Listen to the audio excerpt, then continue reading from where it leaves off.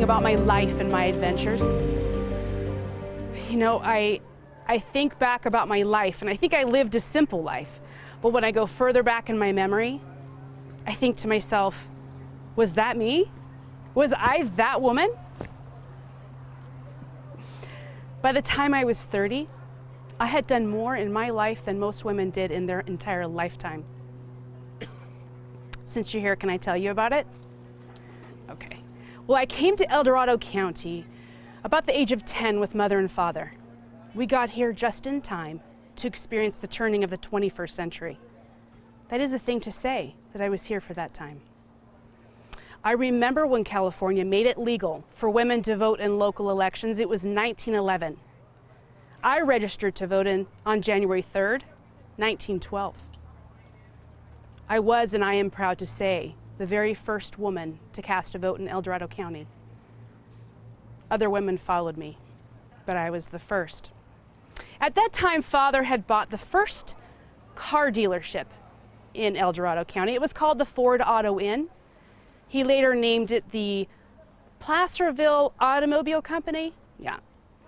I worked with Father at the dealership. I was his trusted assistant. You're not going to believe this, but I taught people how to drive. Me. So this is how it happened. People walked into the dealership, never having driven a car. Many of them had never seen a car up close before.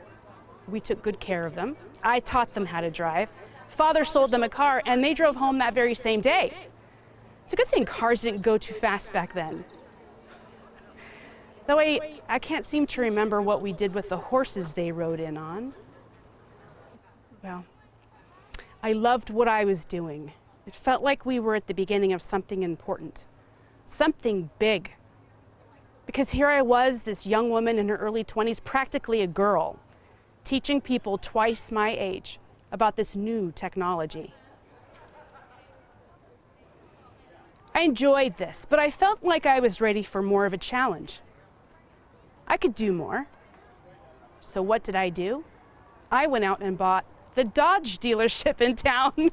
Could you imagine the ruckus around the table when Father and I argued over which make was better, Ford or Dodge? Mother was beside herself. In no time, I had managed what I was doing well, and I was ready for something else. But there was a war going on in Europe, and they needed help. So I enlisted in the YWCA. I was sent to Europe as a canteen and automobile worker. I served hot chocolate, coffee. I visited with injured men. I wrote letters home for them.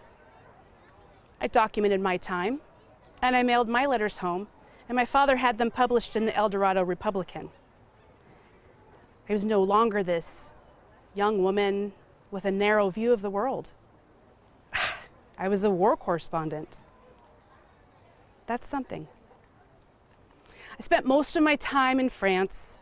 I did have time to drive around and tour Europe where it was safe. This war had taken many lives. I lived through two world wars. At the time, we didn't know that this was World War I. We didn't know until the 30s that we were heading into another war. And I lived through both of them, and a war or two that no one wanted to call wars. But I'm here to tell you that the death count was the same. Well, when I returned, I was almost 30, and I was a changed woman. It was back to work as usual. So what did I do? I went to Detroit and bought myself a Dodge touring car. A woman from the canteen came with me, and we drove that car all the way from Detroit to California on the Lincoln Highway, just by ourselves. Seemed everywhere we went, people recognized us from the canteen. We were in the papers. What a trip. Felt like we were movie stars. By then, Father and I had been selling cars for almost 7 years, and people in this area were still dubious of car ownership.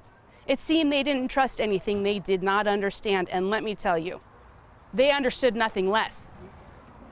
They always had these excuses for why they didn't need a car, such as, what if it breaks? My horse eats grass. Where do I buy gasoline? Can't do anything my horse can't do. You would think that their horse was some magical unicorn. Never ate, never slept, did everything it was told to do, went everywhere it was told to go, even to court. Well, that last idea gave my father an idea. We planned this publicity stunt, got the permission, set the date, and when a crowd had gathered, and the newspaper was there, and reporters were there, I got behind the wheel of our Model T and I drove that thing right up the stairs of the Dorado County courthouse. They were new back then. They're still there today. Well, that created quite a splash. Father took the picture from the paper and hung it up on the wall at the dealership. So when people came in with that tired old horse argument, he pointed to that picture, and that was the end of it. Those were good times. I'm grateful that Mother and Father taught me to be independent, because if I hadn't been, I never would have gone to Europe. And if I had never gone to Europe, I never would have met Gertrude Cornelison. I think he appreciated my independent and adventurous nature because he married me in 1921. For a wedding present, Father gave us a Ford. Not a Dodge, a Ford. But that's okay because it had the newer 1919 chassis with a race car body. About a year later, we had our daughter Gloria. And she went on to have my 2 grandchildren. My grandson is here today, sitting right here. I lived a good life. And when my husband, Richard, passed away, I carried on my welfare work, spending a lot of my time at the Shakespeare Club and with my beloved star. I died at the age of 85, happy and content. Thank you so much for coming and listening to my story that was gone and almost forgotten. I appreciate you. Thank you. Thank you.